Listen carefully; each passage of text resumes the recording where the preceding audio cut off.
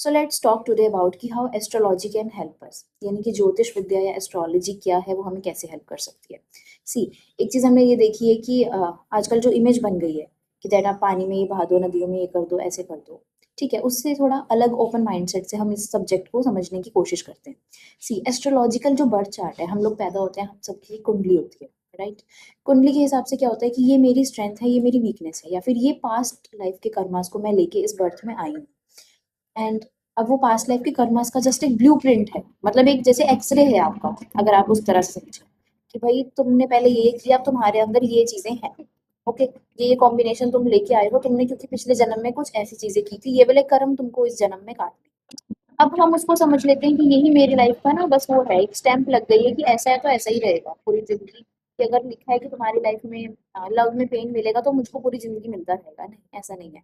आपको लव में पेन इसलिए मिल रहा है बिकॉज पास्ट लाइफ के कुछ सर्टेन कर्मास हैं जो वहाँ पे ऑब्स्टेकल बन रहे हैं, और अभी आपके फिर मौका है उन चीजों को हील करने का, उनको सही करके आगे बढ़ने का।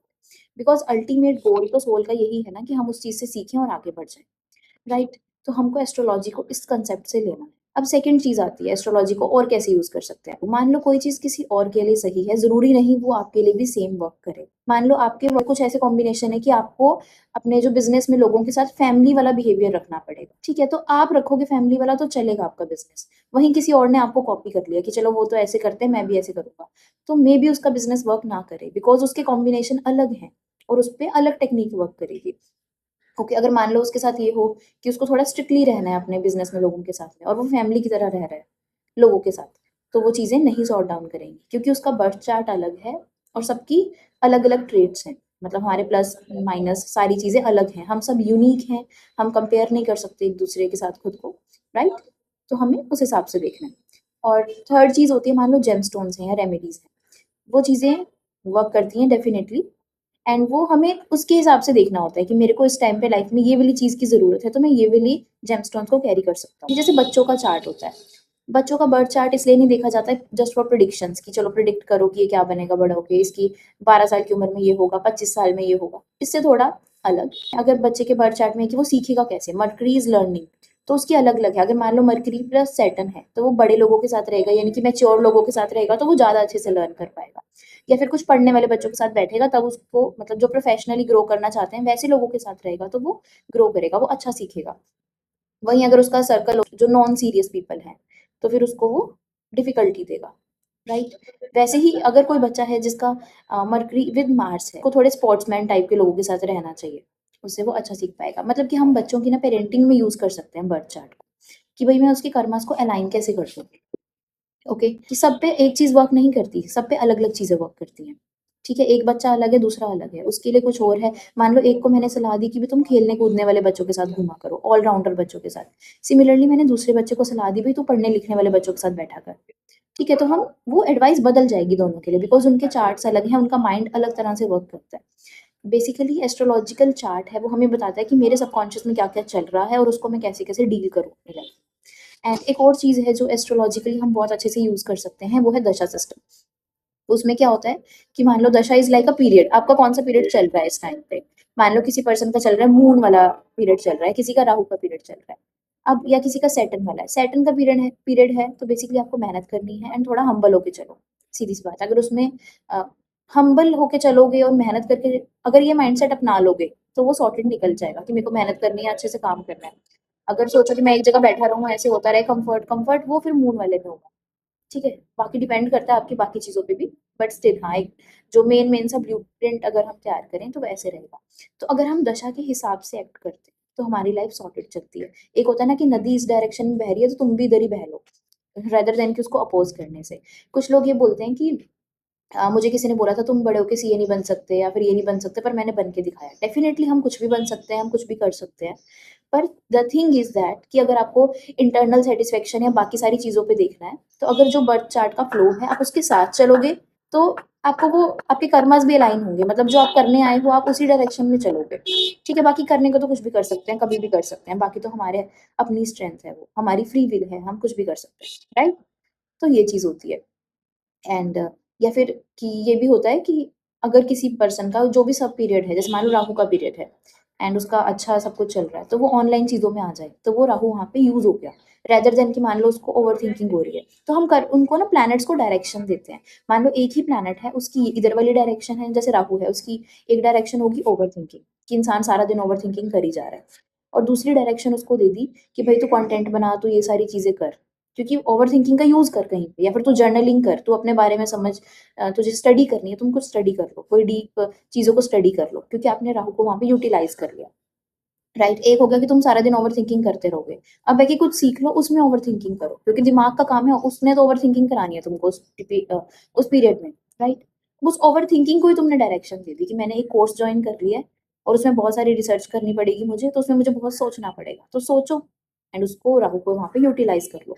या फिर अलग तरीके से कुछ काम करना जो कोई नहीं करता, आउट ऑफ बॉक्स जाके कोई चीजों को सोचना और करना, वो चीज आप कर सकते हो वहां से।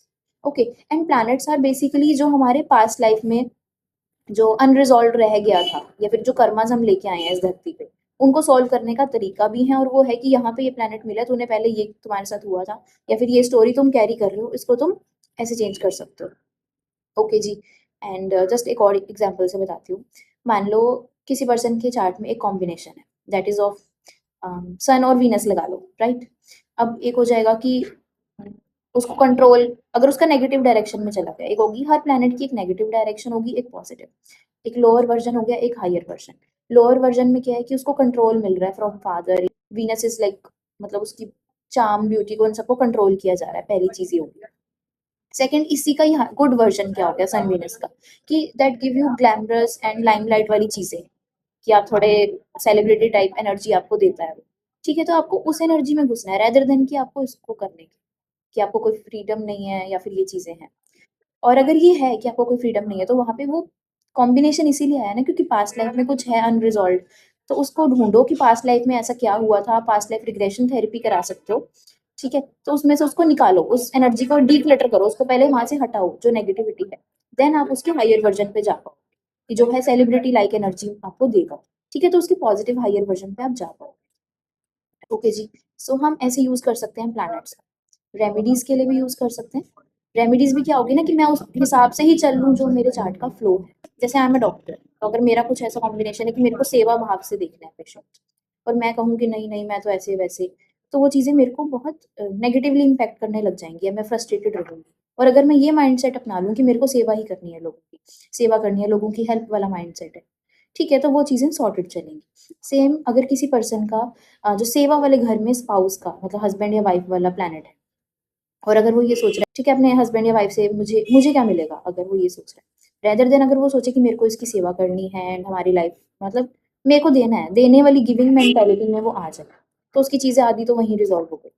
ठीक है, नॉट इन द सेंस कि ओवर गिविंग ही करी जा रहे हो, आप कर ही जा रहे हो किसी के लिए, पर हाँ, एक जस्ट माइंडसेट को आप शिफ्ट कर देते हो थोड़ा सा, तो हमारा पर्सपेक्टिव भी हमें चेंज करना पड़ता है। Similarly it is all about our perspective, perspective बदलोगे, अपने प्लैनेट्स के साथ में चलोगे, तो ज्यादा बेटर चीजें होंगी। ओके जी, ठीक है। एक और चीज़ है कि 6 हाउस को हम कैसे अलाइन कर सकते हैं। जैसे मान लो किसी के घर में बहुत सारी फाइट्स चल रही हैं ड्यू टू इट्स 6 हाउस, वो ढूँढना पड़ेगा, चार्ट खोल के देखना पड़ेगा, भाई कहाँ से प्रॉब्लम कहाँ से आ रही है, फिर उसको रिज़ॉल्व करोगे ना। अगर वो 6 हाउस से आ रही है कि घर में क्रिटिसिज्म है, हर कोई एक-दूसरे को क्रिटिसाइज़ करी जा रहा है, बुरा-बुरा बोल रहे हैं, तो सिंपल है कि आपकी 6 हाउस एनर्जी बढ़ी हुई है, वो सर्विस भी है, तो आप कोई सर्विस करना चालू कर दो या कोई जॉब करनी शुरू कर दो। ठीक है, तो उस एनर्जी को वहाँ पे यूज़ कर लो अपने करियर में, या फिर घर से कोई सर्विस वाला वर्क स्टार्ट कर दो। ठीक है, तो आपकी वो एनर्जी यूज हो जाएगी वहां पे, अदरवाइज वो क्रिटिसिज्म बन जाएगा। वही है, हाउस एक ही है, उसके दो एस्पेक्ट, आपने कौन सा एक्टिवेट करना है, क्रिटिसिज्म का कि सब बुरा बुरा बोल रहे हैं आपको, या आप सबको बुरा बोल रहे हो, या सेकंड है उसका सर्विस वाला एस्पेक्ट आपने यूज किया, तो आप क्या यूज करना चाहते हो वो आपके ऊपर है। ठीक है, सो इस तरह से हम अपने प्लैनेट्स को अलाइन करते हैं, और इस तरह से हम एस्ट्रोलॉजी को यूज करते हैं, रेदर देन कि जस्ट एक बहुत ही सुपरफिशियल लेवल की चीजें करने के, कि ये कब हो जाएगा वो कब हो जाएगा। आप इस चीज पे फोकस करो कि what I can change in me, कि मैं ये चीज कर सकूं, या मैं हैप्पी रह सकूं, या फिर मेरे रिलेशंस में प्रॉब्लम है तो क्यों है, उसके वाइज को तो ढूंढो पहले, या मैं क्या करूं अब कि ये चीजें सॉर्ट डाउन हो जाए। ठीक है, रेदर देन अपनी लाइफ की पूरी कमांड ऐसी देने के कि कब होगा, मैं तो कुछ ना करूं और जादू हो जाए मेरी लाइफ में। तो जादू होता है पर ऐसे नहीं होता, खुद भी कुछ उस चीजों के साथ अलाइन तो एटलीस्ट करना पड़ेगा आपको, राइट। जो प्लैनेट आपस में बैठे हैं उनकी एनर्जी को एम्बॉडी करना पड़ेगा। ओके जी, सो या थैंक यू सो मच। अगर आपको भी अपना बर्थ चार्ट रीड कराना है, so you can contact me.